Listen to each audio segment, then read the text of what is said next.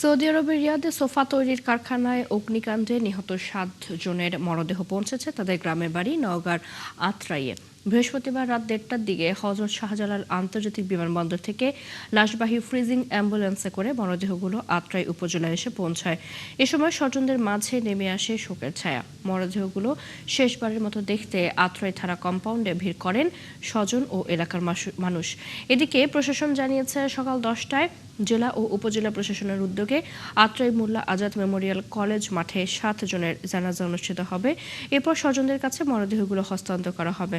Saudi আরবের অগ্নিকাণ্ডে নিহতদের মধ্যে নওগাঁর আত্রাই উপজেলার আছেন 11 জন এবং সদর উপজেলার 1 জন।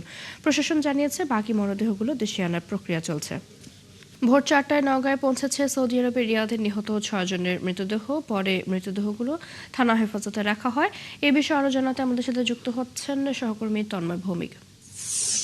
তন্ময়, মরদেহগুলো পরিবারের কাছে পৌঁছেছে কিনা এবং জানাজা কখন অনুষ্ঠিত হবে, তাদের স্বজনরা কি বলছেন, সব মিলিয়ে জানাবেন। ধন্যবাদ চৈতি।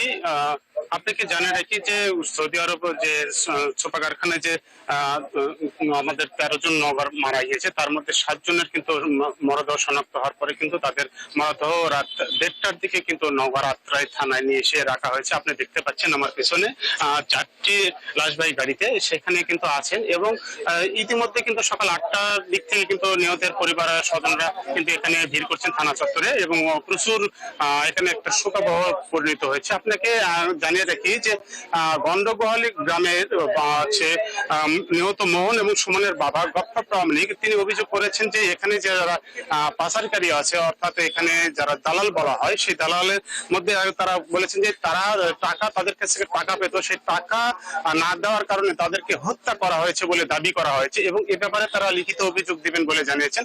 আমি কথা বলতে চাই প্রতিবন্ধী গফফর প্রামাণিক, তার 2 ছেলে কিন্তু সেখানে অগ্নিদগ্ধ হয়ে মারা গেছে সেই গফফর প্রামাণিক। আচ্ছা, এই যে আপনার ছেলে কিভাবে মারা গিয়েছে এবং কেন মারছিলেন, কত টাকা পেতেন সেই দালালদের কাছ থেকে?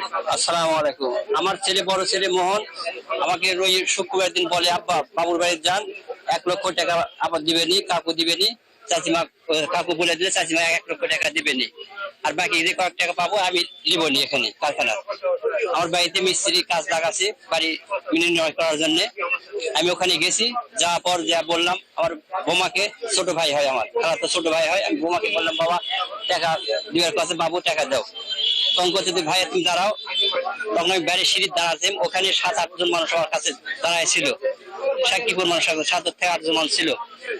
আমি দাঁড়ায় থাকার পর বাড়ির মধ্যে যা বাবুর কাছে ফোন দেয়, তখন ফোন দেয়, তখন বাবু ওখান থেকে কয় 10,000 টাকা দিয়ে বিদায় করে দাও।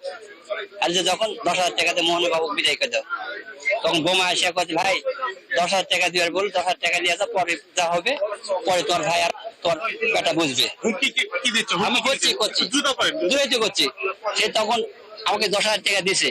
এই টাকা যখন আমি দিয়ে আসে তখন বলেছি বাবা 10,000 দিছে, তখন ছেলে যখন কাছে কাকু 1 লাখ টাকা দেওয়ার কথা 10,000 দিছ, তখনই ছাওয়ালে হুমকি দেওয়া কয় যে তোকে একবার রাস্তা শেষ করে দেবো, টাকা কারখানা তো সব পণ্য তো গরম দেবো, তো সৌদি আরব থেকে নেমে দেবো। তখন ছাওয়াল হওয়ার তখন তক্কা কি হয়, তখন শাহরুখ ধরে মারে, তখন মেজো ছেলে ছোট ছেলে সমন আসে এবং ছান্দা পর তখন তন্ময়, শুনছিলাম আমরা আপনার কাছ থেকে, আপনি আছেন সেখানে, জানাজা শুরু হলে নিশ্চয়ই পরবর্তীতে আবারও যুক্ত হব। দর্শক, আমাদের সাথে নওগাঁ থেকে যুক্ত ছিলেন সহকর্মী তন্ময় ভৌমিক।